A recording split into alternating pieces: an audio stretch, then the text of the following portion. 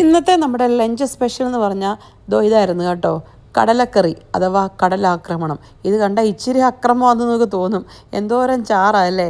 നമ്മുടെ ഇവിടെ ജസ്റ്റിക്ക് ഭയങ്കരമായിട്ട് ചാറ് വേണം, ഇതെല്ലാം അല്ല കുടിച്ചങ്ങ് വറ്റിക്കും. അതുകൊണ്ട് ഞാൻ ഇച്ചിരി ചാറ് കൂട്ടി ഒഴിക്കും കേട്ടോ.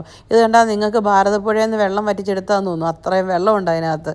പക്ഷേ വെള്ളം കൂടുതൽ ഒഴിച്ചെങ്കിലും അല്ല ചാറ് കൂടുതലുണ്ടെങ്കിലും ടേസ്റ്റിന് കോംപ്രമൈസ് ഒന്നുമില്ല കേട്ടോ. ഇറച്ചിക്കറിയെ വെല്ലുന്ന കടലക്കറിയാണ് നമ്മുടെ. ശരിക്കും പറഞ്ഞുകൊണ്ടല്ലോ, ഈ നമ്മുടെ വീട്ടിൽ ഈ ചാറ് കറി എല്ലാം കൂടുതൽ വേണമെന്നേ. അതിപ്പോൾ മീൻ കറി ആണേലും ഇറച്ചിക്കറി ആണേലും അല്ലെങ്കിൽ എന്ത് പറഞ്ഞു ഏത് തരം ചാറാണേലും പുള്ളിക്ക് ഇഷ്ടം പോലെ ചാറ് വേണം. അതുകൊണ്ട് തന്നെ എല്ലാ കറിക്കും ഞാൻ ചാറ് കൂടുതൽ ഉണ്ടാക്കുവേ. അതുകൊണ്ടാണ് നമ്മുടെ കടലക്കറി ഇടുക്കിയിടാൻ പോലെ ഇരിക്കുന്നത് കേട്ടോ. കാണുമ്പോൾ ആരെ ഓർമ്മ വരുന്നറിയോ? കൂടത്തായി ജോളിനെ. അങ്ങനെയല്ല, കൂടത്തായി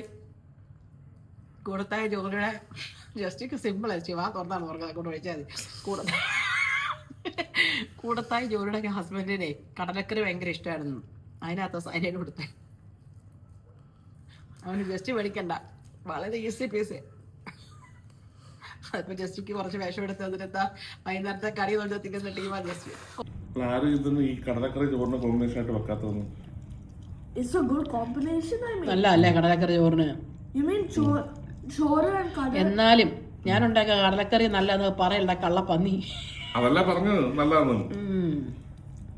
അത് കൊള്ളാം. എന്നാ നീ പറഞ്ഞു കള്ളപ്പന്നി എന്നാ പറഞ്ഞു? സ്നേഹത്തോടെ പറഞ്ഞടാ. ഒരു സ്നേഹത്തോടെ. Oh my God, സ്നേഹത്തോടെ. ഞാൻ ഇത്രയും വെള്ളം മഴക്കാലത്ത് മണിമലാറ്റി മാത്രമേ കണ്ടിട്ടുള്ളൂ. ആൾക്കാർ ഓർക്കും നോ കഴിച്ചു തീർത്തിട്ട്.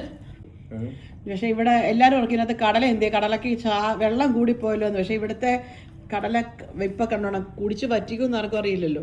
ഇത്രയും വെള്ളം മണിമലാറ്റി മഴക്കാലത്തേ ഞാൻ കണ്ടിട്ടുള്ളൂ. പെരുമഴ പെയ്യുമ്പോൾ.